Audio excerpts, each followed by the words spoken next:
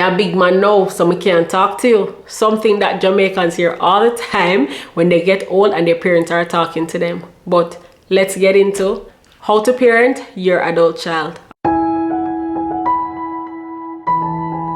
First of all, you have to learn to let go.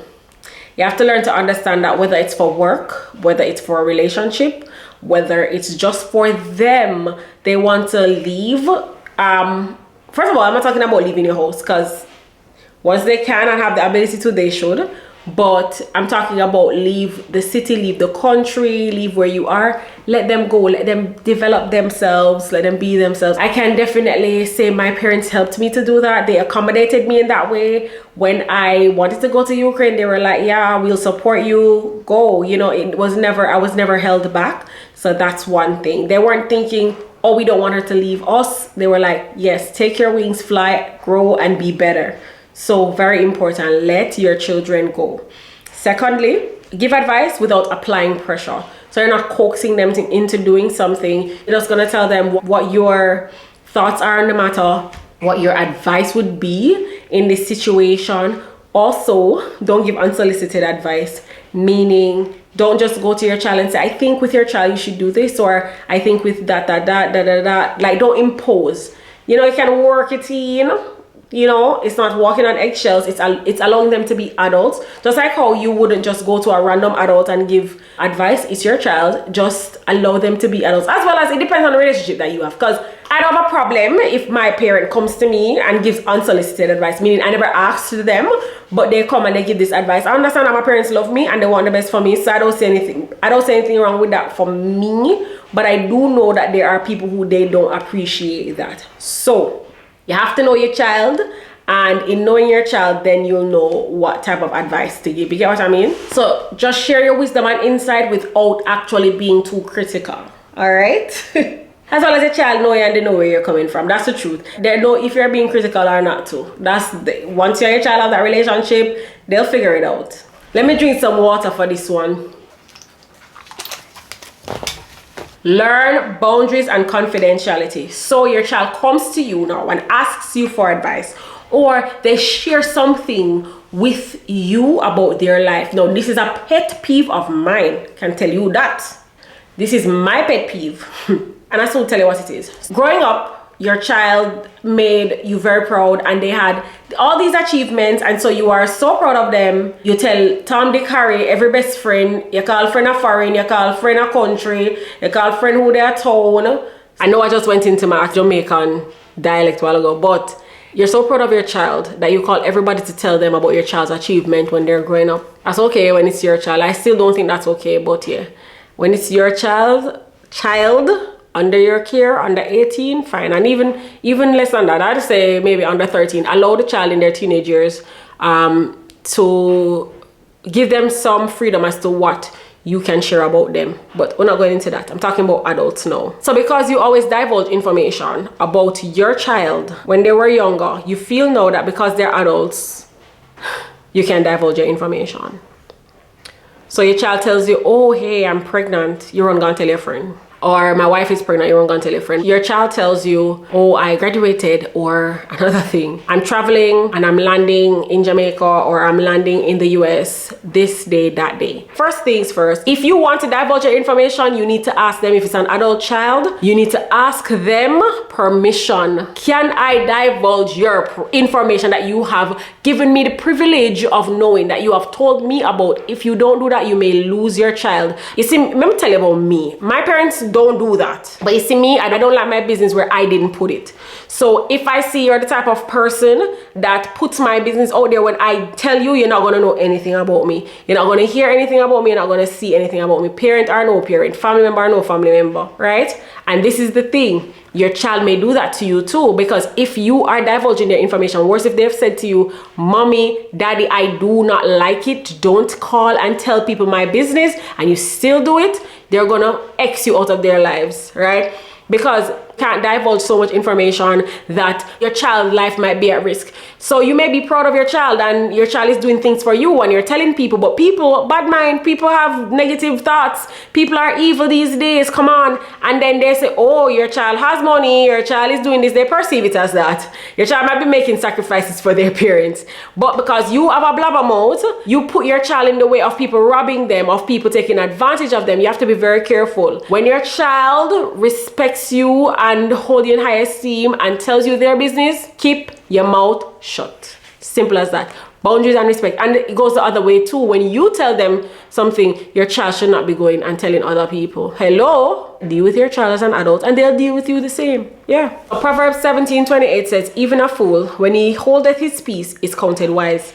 And he that shutteth his lips is esteemed as a man of understanding. So if you want to be seen as wise or have understanding, keep your mouth closed. Proverbs 10 verse 19, in the multitude of words there wanteth not sin, but he that refraineth his lips is wise. So when you have a lot of words, you're more than likely gonna sin. The whole heap of talking, some lying, something extra gonna happen. But if you hold your lips, you're wise. So I know it's not easy, but learn to practice that. And one of the things you'd have to have there is introspection, to look into yourself and say, boy, if my child says I talk too much and I tell their business too much, maybe I really should. Because let me tell you something, straight up, this friend, this family member, whoever you're calling and telling, whoever you're seeing and telling the business, let me tell you this straight up. They're not going to be the ones later on there for you, because they're going to need their children there for them. So you have to think about that too. And no child is going to want to live with a parent that talks too much. Can you imagine? You're at your parents at your house, or you live with them, and they're calling and telling everybody what's going on in the house, everything that you do. Be careful. Be careful. And sometimes people, this is our thorn in our side. This is our weakness. I have to go to God and say, Lord, help me with my tongue. I talk too much. I don't know what it is, but I talk too much. Help me to keep quiet so that my children can and my family members can trust me to tell me things that they want to tell me. Because you want to tell your family member things. You know, you have a good moment, you want to tell them. You don't want to be holding back and don't tell this one, don't tell that one. No, man. Recognize and respect your differences. No, whether you and your child live together, whether you and your child live separately or close to each other, in close proximity, whatever it is, understand your differences. Understand that you both are going to be different. You both are going to see things differently. It's not a need for you guys to argue over anything. Like, you guys should know each other by now and know what steps on whatever, who's ever corn, what rattles this one. So you should know that and respect those differences, which means when you guys have differences, you can talk about it. Not gonna get upset. You're not gonna agree on every single thing, right? Pray for your adult children. Don't think they're fine, they're doing well. You know, pray for them.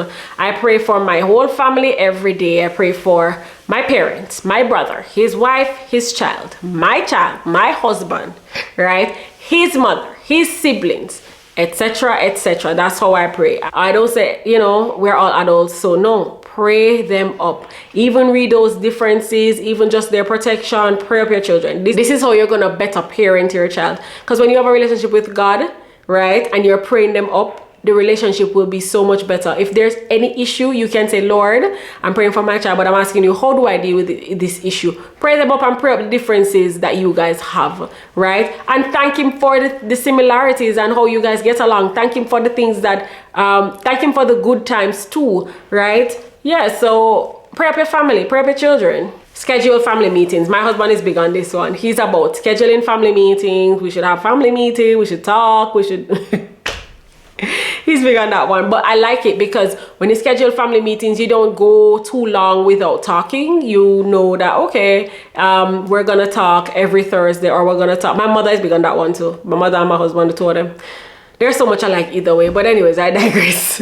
Schedule family meetings, because sometimes you get busy, children get busy, you don't communicate as much. Schedule that time. Always be there for your adult children. One of the reasons I was able to go to med school was because my parents were a safety net for me. I was an adult. I was 20. It was in 2013, which was 10 years ago. So I was 23 and my parents were like, yeah, 24. So my parents were like, yeah, we'll make the sacrifice. do everything we can and send you to medical school after they've already sent me to university, you know. So I support that. I'm not talking about bum children. I'm not talking about somebody who's sitting on a couch. Of course, people meet hard times and just whatever, but once they're trying, support them. That's what I'm saying. Because the truth is, you're gonna retire and you're gonna need your kids and you're gonna want them to be there to support you, fam. So support your kids. I'm so not for the Americanized mentality of when you turn 18, kick out your kids. Because I feel when you turn 65 or whatever the retirement age is, then nursing home. That's how I see it. Why not? Why bother with you if you never bothered with me? So yeah. And on the note of retirement, do not take disrespect from them because you're worried that you're gonna be placed in a nursing home. So you end up taking disrespect because you want them to take care of you. No matter what. Stand your ground in the sense of you're the parents. Children should honor their parents no matter what their age is. Honor thy mother and thy father. Do not take disrespect. You understand? Open your mouth and say, no, that's very disrespectful. That's not okay. Do not show favorites. So don't call one child and talk about the other child. Oh, all the time you're calling one child and you're saying, oh, this one, and that one. Don't show favorites. When you're talking to one child, talk to that child. If they mention the other child, fine. But you talk to that child and just be present for that child. Don't compare them. Oh, this one is doing that, this one is doing that. Just allow them to be themselves. Talk to that child, all right? Have your own life and do not wrap your life around that of your child. Listen, have your own life, have your own hobbies, do your own things. One of the best things is go to church and get involved. There are a lot of shut-ins who are home. I know, for example, for Portmore Seventh-day Adventist Church, they have days that they go out and they feed the church members who can no longer come out, or just the church members who need it. And get involved in these personal ministries, get involved in helping others. That will give you a sense of worth in the sense of, I have my own life. I'm not there calling my child, just hanging on them, just waiting, you know, for them to call or nagging them. No, have your own life, get involved. And something that a lot of parents don't know about is leaving an inheritance for their children. That's according to Proverbs 13 verse 22. And if in the Bible we know that it says that according to 2 Timothy 3 16 and 17, it says all scripture is given by inspiration of God and is profitable for doctrine, reproof, correction, and instruction in righteousness. If we're gonna go off what 2 Timothy says, we can take Proverbs 13:22 as doctrine, which says, or as correction, right? A good man leaveth an inheritance to his children's children, not just his children, but his grandchildren, and the wealth of the sinner is laid up for the just. No, leave an inheritance for your children, for your grandchildren. Hence, set up your children in such a way that your grandchildren will be okay, right? Don't just be... I have seen this along with many millennials. The parents who are not yet at retirement age are expecting their children to take care of them. Yes, I'm speaking to you if you expect your child to take care of you. And this is going to be my question to you. And I know many people may not be happy about this. And are you taking care of your parent? Let me ask you that. Because a lot of parents I have found who are the ones that expect their children to take care of them. They are not the ones providing the food on their parents' table and mainly taking care of their parents. They are not the child that's doing that for their parents, right? But they expect their child to do it for them. Hello? Makes no sense. Makes no sense. The Bible says you should leave an inheritance for your children's children. Are you doing that? So do not think because your child is working that they should bring their paycheck to you. They don't need to give you any of their paycheck. Allow them to get a break. My opinion is once you are working, allow them to get a break. Once you have the ability to work, if you're not working, find a work. Allow your child to get a breathing space to be like, okay, now I can build my life. Now I can fend for my family. I can take care of my family. I can do this or I can do that. Allow your child that break. If you are expecting the first paycheck that your child get to take care of you also, and if you have other children, your child, that's not your child's responsibility. So for example, I have a younger brother My parents have never made me feel like he's my responsibility, so I never felt like he was my child. Maybe to help take care of him or so when we were younger, but not to take care of him like financially, like I'm working, I have to pay school fee, I have to find lunch money. That's not your child's responsibility, and it's very unfair to the children that you do that to. And then the next part of that coin too is to guilt them into saying, oh, worse if you're a single parent, oh, your other parent, most of the fathers, oh, your father wasn't there, so I did this.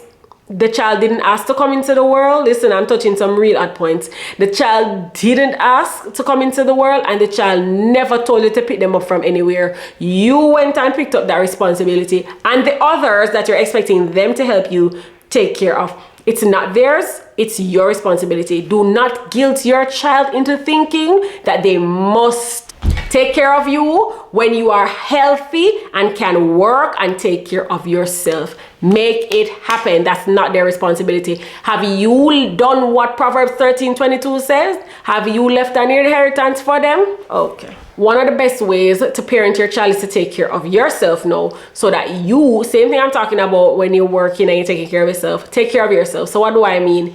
Eat healthy, exercise, so they can give yourself longevity, so you're not a burden to anybody else. And if you're wondering, how can I really take my health seriously? For more insight on how to be physically healthy and even spiritually and emotionally healthy, you can watch this video here about how to be physically healthy. See you at my next video. Bye. Don't forget to like, share, subscribe, and comment below.